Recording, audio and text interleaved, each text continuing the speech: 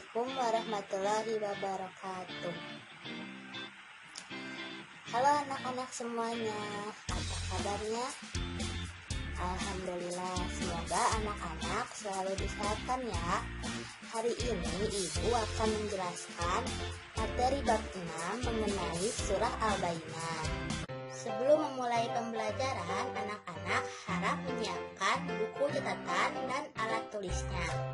Lalu setelah itu mari kita berdoa bersama. Mari kita membaca doa sebelum belajar bersama-sama. Bismillahirrahmanirrahim. Raditu billahi robba wa bil islami dina wa bi Muhammadin nabiyya wa rasula. Rabbi zidni ilman warzuqni fahman. Setelah menyaksikan video pembelajaran ini, diharapkan yang pertama siswa mampu melafazkan dan membaca Quran Surat Al-Bayyinah. Yang kedua, siswa mampu mendefinisikan Quran Surat Al-Bayyinah termasuk firman Allah Subhanahu wa Ta'ala. Yang ketiga, siswa mampu menghafalkan Quran Surat Al-Bayyinah. Yang keempat, siswa mampu menjalankan sikap santun saat berinteraksi sosial. Yang kelima, siswa mampu menerjemahkan Quran Surat Al-Bayyinah. Yang keenam, siswa mampu menjelaskan kandungan isi Quran Surat Al-Bayyinah. Yang ketujuh, siswa mampu menulis ayat-ayat Quran Surat Al-Bayyinah. Anak-anak, di sini Ibu ingin bertanya, apakah ada yang mengetahui tentang siapa itu Nabi Muhammad SAW? Betul, Nabi Muhammad SAW adalah Nabi terakhir bagi umat Muslim. Lalu di sini apakah ada yang pernah mendengar surah Al-Bayyinah? Wah, ternyata ada beberapa ya yang sudah mendengarnya. Nah, di sini Ibu punya pertanyaan. Apa hubungannya surah Al-Bayyinah dengan Nabi Muhammad SAW? Nah, ayo kita cari tahu melalui pembelajaran berikut ini. Surat Al-Bayyinah ini adalah surat ke-98 di dalam Al-Quran. Surat ini terdiri dari 8 ayat. Surat ini digolongkan ke dalam surat Madaniyah. Sebelumnya Ibu ingin bertanya, apakah ada yang sudah tahu kenapa disebut surat Madaniyah? Betul, karena surat ini diturunkannya di kota Madinah. Dinamai surat Al-Bayyinah diambil dari ayat pertama, Al-Bayyinah yang artinya pembuktian. Mari kita membaca surah Al-Bayyinah ayat 1-8 secara bersama-sama. Ibu baca per ayat ya, nanti kalian ikuti. Bismillahirrahmanirrahim. Lam yakunil ladzina kafaru min ahlil kitabi wal musyrikina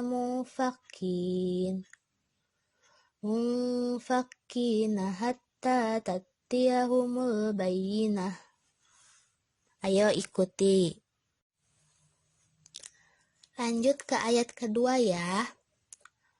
Rasulun minallahi yatlu suhufam mutahharah. Ayo ikuti. Lanjut ke ayat ketiga ya. Fiha kutubun qayyimah. Ayo ikuti. Lanjut ke ayat keempat ya. Wa ma tafarraqal ladzina utul kitaba illa min ba'di ma ja'atuhumul bayyinah. Ayo ikuti. Lanjut ke ayat 5 ya. Wa ma umiru illa liya'budullaha mukhlisina lahuddin lahuddina khunafa'a wa yuqimus sholata wa yutuz zakata wa dzalika dinul qayyimah. Ayo ikuti. Lanjut ke ayat ke-6 ya. Innalladzina kafaru min ahlil kitabi wal musyrikina fi nari jahannam khalidina fiha ulaika hum syarrul barriyah. Ayo ikuti. Lanjut ke ayat 7 ya. Innalladzina amanu wa amilus solihati ulaika hum khairul bariyah. Lanjut ke ayat 8 ya, ayat terakhir. Jazaa'uhum inda rabbihim jannatu adnin tajri min tahtihal anhar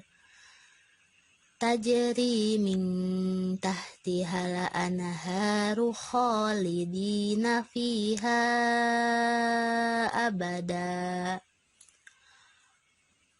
Radiyallahu anhum wa radu an. Dzalika liman khasyiya rabbah. Ayo ikuti. Alhamdulillah kita sudah membaca Quran surat Al-Bayyinah. Sekarang kita akan menerjemahkan Quran surat Al-Bayyinah. Tapi sebelum itu Ibu mau bertanya, mengapa kita perlu mengartikan Quran surat Al-Bayyinah? Ada yang tahu? Betul, agar kita dapat mengetahui apa yang dibaca oleh kita. Selanjutnya, mari kita terjemahkan bersama-sama Quran surat Al-Bayyinah ayat 1 sampai 8. Sekarang kita mulai dari ayat 1 terlebih dahulu ya. Yang pertama ada kata lam yakuni, yang artinya tidak ada. Lalu ada alladzina kafaru, orang-orang yang kafir. Min ahlil kitabi, dari ahli kitab. Wal musyrikina, dan musyrikin. Mufakina, meninggalkan agama mereka. Hatta, sehingga. Ta'tiyahumu, datang pada mereka. Al-Bayyinah, bukti nyata. Terjemahan lengkapnya, orang-orang yang kafir dari golongan ahli kitab dan orang-orang musyrik tidak akan meninggalkan agama mereka sampai datang kepada mereka bukti yang nyata. Selanjutnya lanjut ke ayat 2. Rasulun minallah, yang artinya seorang Rasul Muhammad. Yatlu, artinya dia membaca. Suhufan, lembaran-lembaran. Mutahharoh, yang suci Al-Quran. Kita terjemahkan bersama-sama ya secara lengkap. Yaitu seorang Rasul dari Allah Muhammad yang membacakan lembaran-lembaran yang suci Al-Quran. Lanjut ke ayat 3 ya. Fiha, di dalamnya. Kutubung, kitab-kitab. Qayyimah, yang lurus. Terjemahan lengkapnya, di dalamnya terdapat isi kitab-kitab yang lurus benar. Ayat keempat, wa ma tafarraqo, dan tidak terpecah belah Alladzina utul kitaba, orang-orang yang diberi kitab, illa kecuali, mimba di setelah, maja adahumu apa yang datang pada mereka, al-bayyinah bukti yang nyata. Terjemahan lengkapnya, dan tidak terpecah belah orang-orang ahli kitab melainkan setelah datang kepada mereka bukti yang nyata. Lanjut ayat kelima ya. Wa ma umiru, dan tidak mereka diperintahkan, illa liya'budullaha, kecuali supaya mereka menyembah Allah, mukhlisina, dan memurnikan, lahuddina, padanya ketaatan agama, hunafa'a, dan condong pada agama yang lurus, wa yuqimu, dan mereka mendirikan sholat, wa yutu, dan menunaikan zakat, wazalika, dan demikian itu dinul qayyimah, agama yang lurus. Terjemahan lengkapnya, padahal mereka hanya diperintahkan menyembah Allah dengan ikhlas dan menaatinya semata-mata karena menjalankan agama, dan juga agar melaksanakan sholat dan menunaikan zakat. Dan yang demikian itulah agama yang lurus. Lanjut ke ayat 6 ya. Innalladzina kafaru, sesungguhnya orang-orang yang kafir, min ahlil kitabi wal musyrikina, dari golongan ahli kitab dan orang-orang musyrik, fi nari jahannam, di dalam neraka jahanam, kholidina, mereka kekal, fiha, di dalamnya, ulaika hum, mereka itu, syaru, seburuk-buruk, al-bariyah, makhluk atau manusia. Terjemahan lengkapnya, sungguh orang-orang yang kafir dari golongan ahli kitab dan orang-orang musyrik akan masuk ke neraka jahanam. Mereka kekal di dalamnya selama-lamanya. Mereka itu adalah seburuk-buruknya makhluk atau manusia. Ayat 7, innalladzina amanu, sesungguhnya orang-orang beriman, wa amilus sholihati, dan mereka berbuat kebajikan, ulaika hum, mereka itu, khairun, sebaik, al-bariyah, makhluk atau manusia. Terjemahan lengkapnya, sungguh orang-orang yang beriman dan mengerjakan kebajikan, mereka itu adalah sebaik-baiknya makhluk atau manusia. Lanjut ke ayat 8, ayat terakhir ya.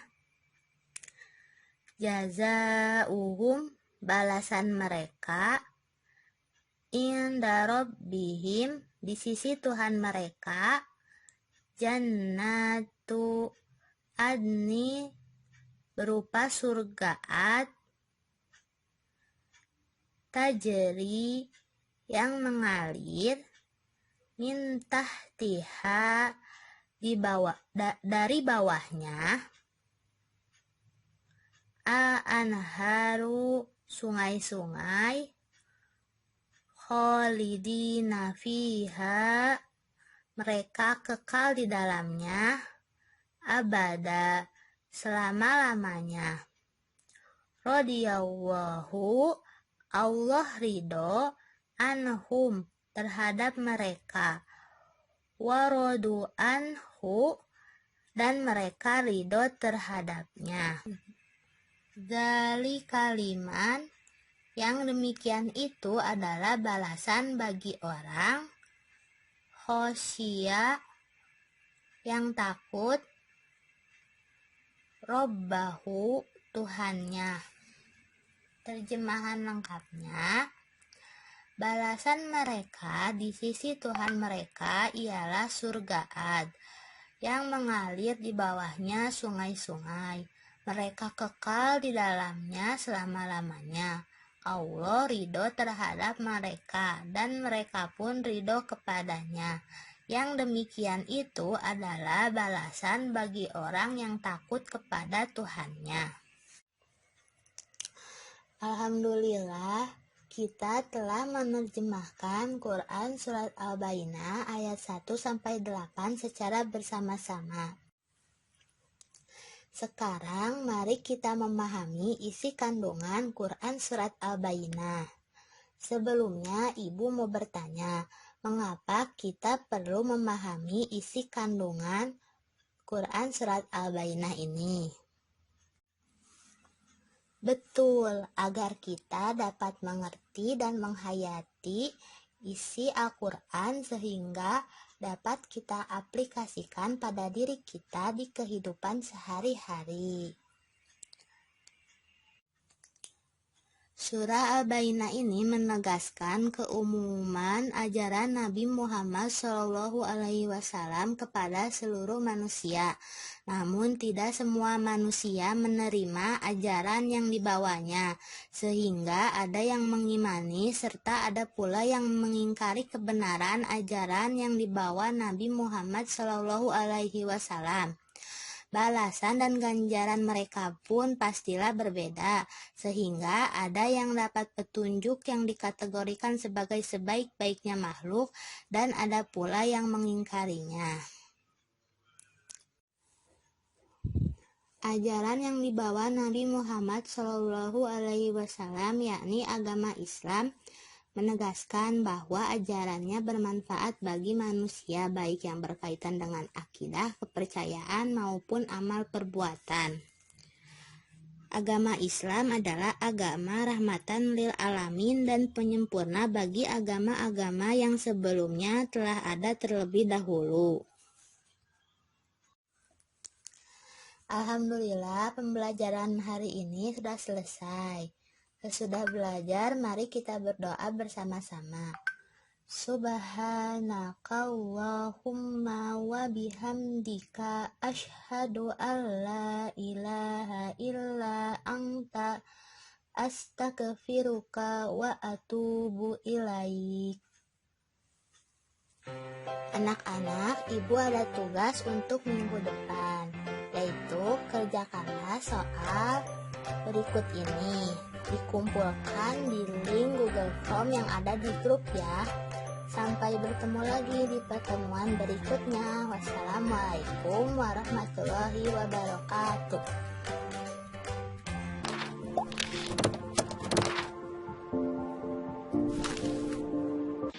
Assalamualaikum warahmatullahi wabarakatuh. Halo anak-anak semuanya, apa kabar? Alhamdulillah, semoga anak-anak disehatkan selalu ya. Bertemu lagi bersama dengan Ibu.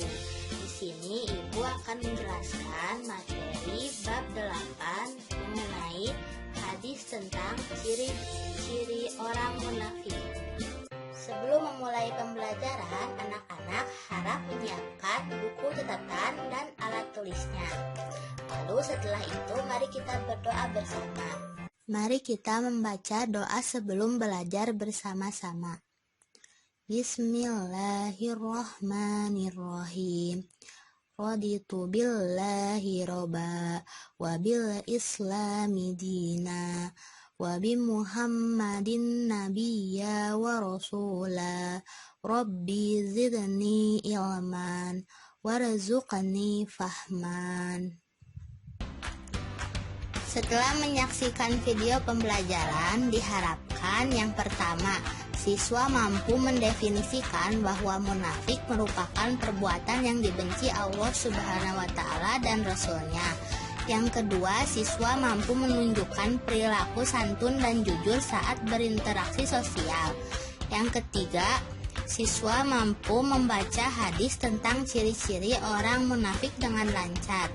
Yang keempat, siswa mampu menguraikan ciri-ciri orang munafik dari hadis Nabi Muhammad SAW. Yang kelima, siswa mampu menerjemahkan hadis tentang ciri-ciri orang munafik. Yang keenam, siswa mampu menghafalkan hadis tentang ciri-ciri orang munafik. Yang ketujuh, siswa mampu menerangkan isi kandungan hadis tentang ciri-ciri orang munafik. Anak-anak, di sini ibu ingin bertanya, apakah ada yang mengetahui contoh perilaku tercela? Betul, salah satunya ada berbohong ya. Nah, lalu apakah berbohong ini termasuk ke dalam ciri-ciri orang munafik? Kita cari tahu lewat pembelajaran kali ini ya. Menurut bahasa, munafik diartikan sebagai berpura-pura. Menurut istilah, munafik artinya berpura-pura dalam suatu hal. Munafik merupakan perilaku tercela. Sifat munafik perlu kita hindari. Bagaimana cara kita menghindari sifat ini? Yakni dengan menjauhi ciri-cirinya yang akan dijelaskan dalam hadis berikut ini. Anak-anak, ayo kita membaca hadis tentang ciri-ciri orang munafik bersama-sama. Ulangi setelah perkataan ibu ya. Ana Abi Hurairata anna Rasulullah sallallahu alaihi wasallam qala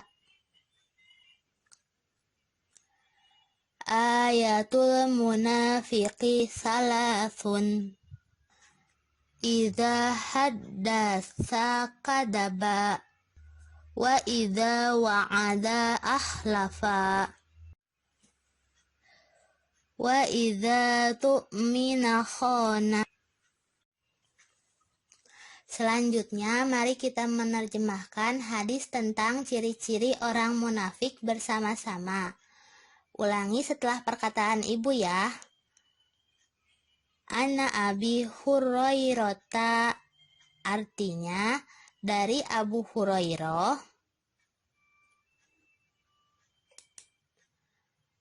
Anna sesungguhnya Rasulullah sallallahu alaihi wasallam Rasulullah Shallallahu Alaihi Wasallam qala bersabda,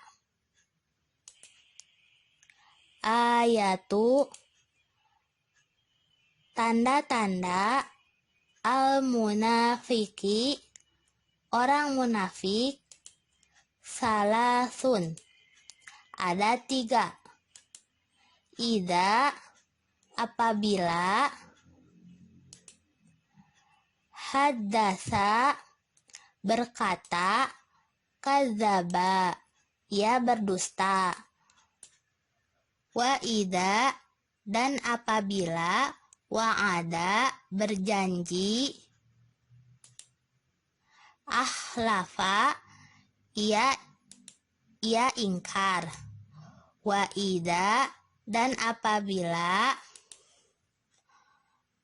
tumina dipercaya, khona ia berkhianat. Terjemahan keseluruhannya yaitu dari Abu Hurairah bahwa Nabi Shallallahu Alaihi Wasallam bersabda, tanda-tanda orang munafik ada 3. Jika berbicara dia berdusta, jika berjanji dia mengingkari, dan jika diberi amanah dia berkhianat. Hadis riwayat Al-Bukhari. Alhamdulillah kita sudah membaca dan menerjemahkan hadis tentang ciri-ciri orang munafik. Sekarang kita akan memahami arti dan isi kandungan hadis tentang ciri-ciri orang munafik. Sebelumnya, Ibu mau bertanya, kenapa kita harus memahami arti dan isi kandungan hadis tentang ciri-ciri orang munafik? Betul, agar kita dapat mengerti dan menghayati isi hadis tersebut sehingga kita dapat mengaplikasikannya pada diri kita di kehidupan sehari-hari.